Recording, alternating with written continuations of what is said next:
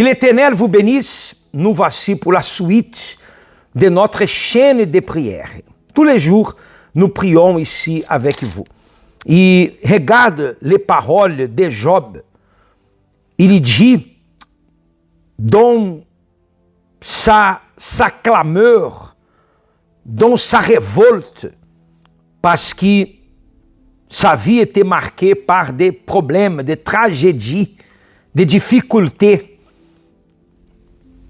Et il dit ici, dans le chapitre 23, dans le verset 3, « Oh, si je savais où les trouver, si je pouvais arriver jusqu'à son tribunal. » Ah, si je pouvais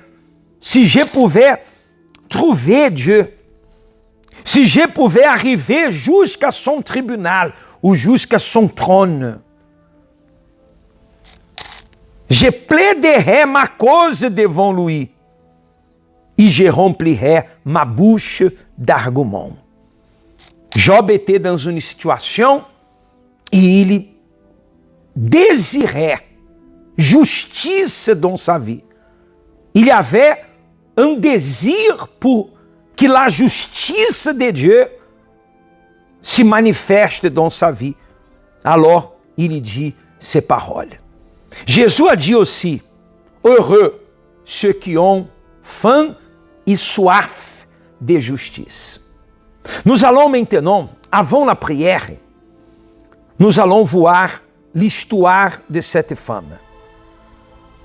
Aujourd'hui, je vais parler moins et je vais vous laisser écouter l'histoire de cette femme. Parce qu'elle a vécu des jours très difficiles.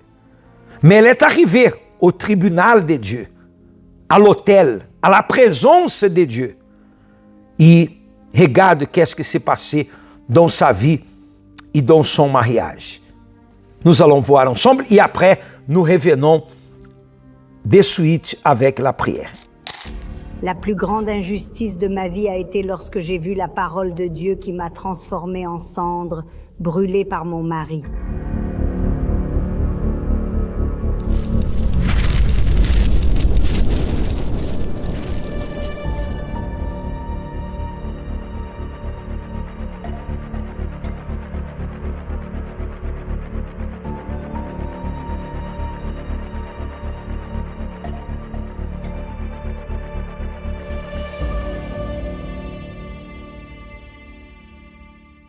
Quand j'étais célibataire, je sortais, je fréquentais des discothèques, je fumais, je me droguais le week-end. Et un jour, j'ai rencontré mon mari et nous sommes mis ensemble. Puis, nous nous sommes mariés. J'ai eu un mariage splendide. Nous étions très heureux. Nous étions contents jusqu'au jour où j'ai eu une grande déception à propos de la maladie de ma mère. J'ai appris que ma mère souffrait d'un cancer du sein.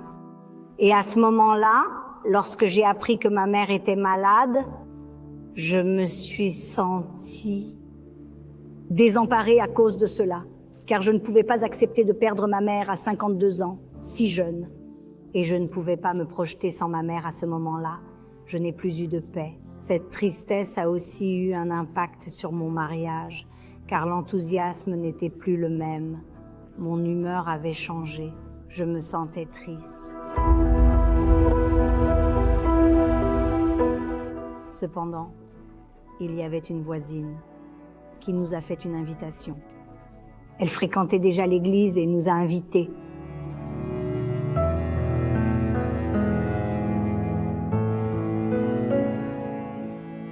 Je suis allée à l'église et je suis restée là tout au fond en écoutant la parole. Et la parole que j'ai entendue m'a touchée profondément, m'a transformée à l'intérieur. C'était une transformation radicale qui a eu lieu en moi. J'ai rapidement accepté la parole de Dieu. Elle s'est enracinée en moi. J'ai arrêté de fumer. J'ai stoppé les drogues. Et j'ai laissé d'aller à ces endroits que je fréquentais autrefois. Ma priorité était de recevoir le Saint-Esprit. recevoir cette force, cette joie, cette paix intérieure. Et le Saint-Esprit a produit en moi un changement radical. Il m'a transformée complètement. Et je suis devenue une nouvelle personne. Mais dans tout ce parcours, même avec toute cette transformation, une partie de ma vie était encore affectée, mon mariage, car mon mari n'acceptait pas ce changement en moi. C'était devenu trop difficile, le fait que je ne voulais plus le suivre dans les anciens endroits, car j'étais déjà engagée avec Dieu. Mon mari a affirmé que cela devait s'arrêter. Il disait, c'est soit moi, soit Dieu. Tu dois choisir entre moi et Dieu. Et moi, déjà ferme avec Dieu, déjà pleine du Saint-Esprit. J'ai regardé mon mari, je me rappelle comme si c'était aujourd'hui. Et j'ai dit, tu connais la sortie. Et je savais parfaitement, j'avais tant confiance en Dieu, je savais que Dieu était si grand avec moi, que Dieu était avec moi et moi avec lui. Que Dieu ne voudrait jamais que je le serve et que je l'aime en détruisant mon mariage. Je ne croyais pas que Dieu voulait cela pour moi. Et c'est ce qui est arrivé. Le jour suivant, mon mari était revenu à la maison.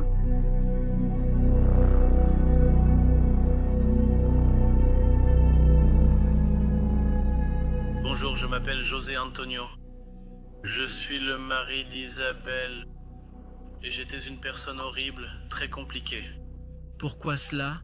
Parce que ma femme fréquentait déjà l'église et je n'ai jamais pu l'accepter. Je n'ai jamais accepté qu'elle aille à l'église et je l'empêchais toujours. Je faisais tout pour qu'elle ne vienne pas à l'église. Je l'empêchais de venir à l'église. Alors que se passait-il? Je déchirais la Bible. Je la détruisais. J'ai même brûlé une Bible. Je gardais ma femme enfermée chez nous. Je ne la laissais pas sortir, à cause de cette colère. Et elle est une femme de foi, toujours tranquille, toujours calme, toujours.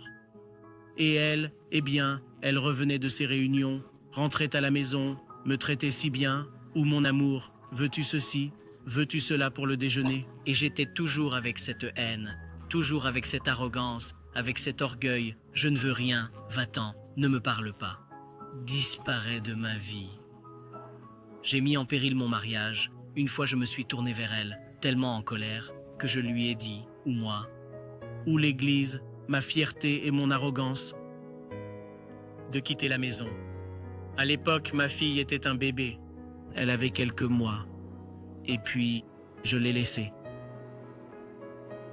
C'est vrai. C'est vraiment vrai. Je me rappelle maintenant. Je fais un retour en arrière. C'est vrai.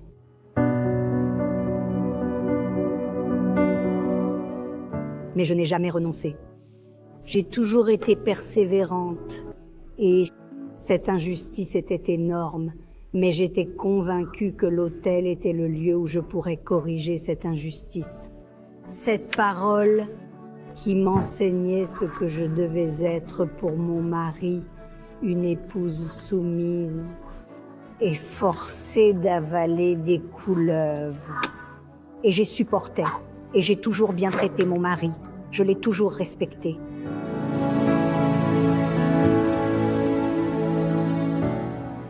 Dans une campagne de foi, je suis montée à l'autel pour mon mari et je suis montée avec toute ma force, tout mon sacrifice, tout mon engagement, avec tout ce que j'avais. Et je suis montée en pleurant et j'ai prié Dieu, ô Dieu. Je crois qu'un jour mon mari sera à mes côtés sur cette chaise. Et je suis montée sur cet autel dans ce but. Et je descendus avec la certitude de la victoire. Et effectivement, c'est arrivé. C'était la certitude des certitudes.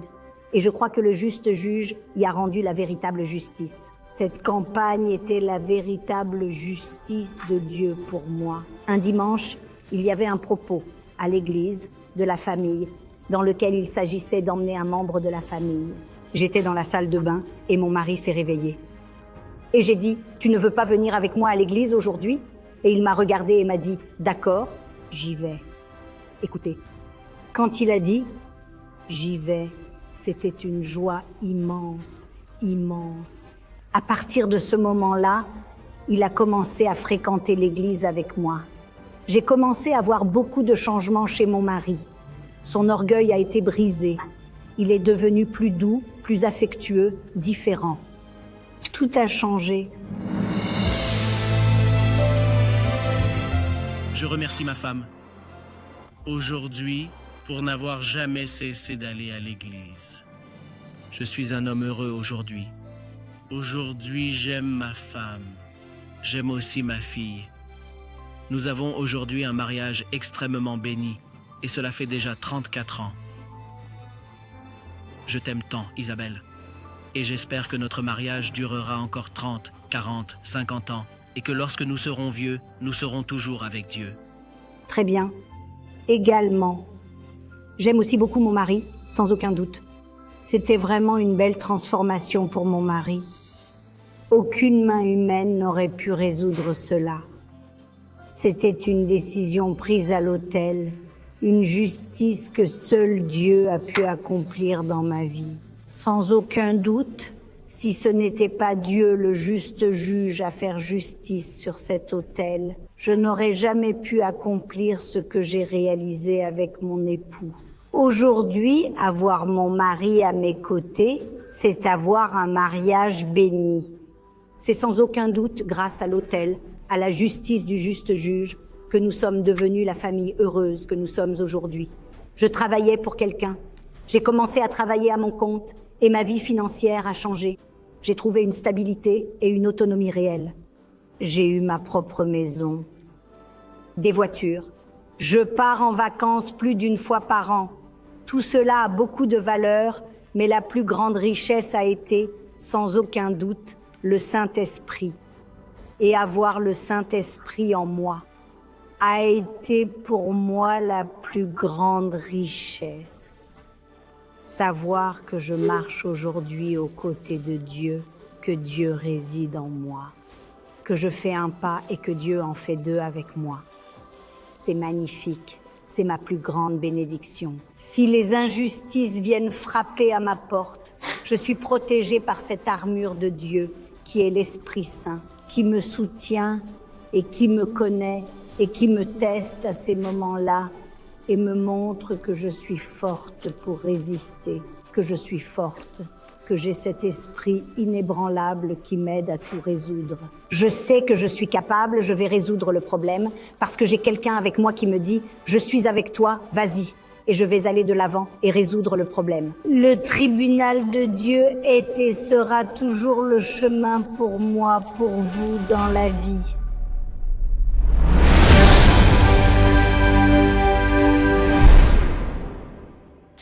Nous pouvons voir qu'à travers la foi, tout est possible. Elle était déterminée.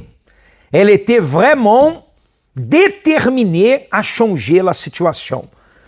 Et le jour qu'elle est arrivée à l'autel, qui est le tribunal de Dieu sur la terre, c'est l'autel. Elle arrive à l'autel de Dieu et elle utilise toute sa foi, tout son engagement. Elle met sur l'autel, elle dépose sur l'autel toute sa vie, toute sa confiance. Et voilà le résultat. Et le même peut arriver dans votre vie. Nous allons maintenant parler avec Dieu.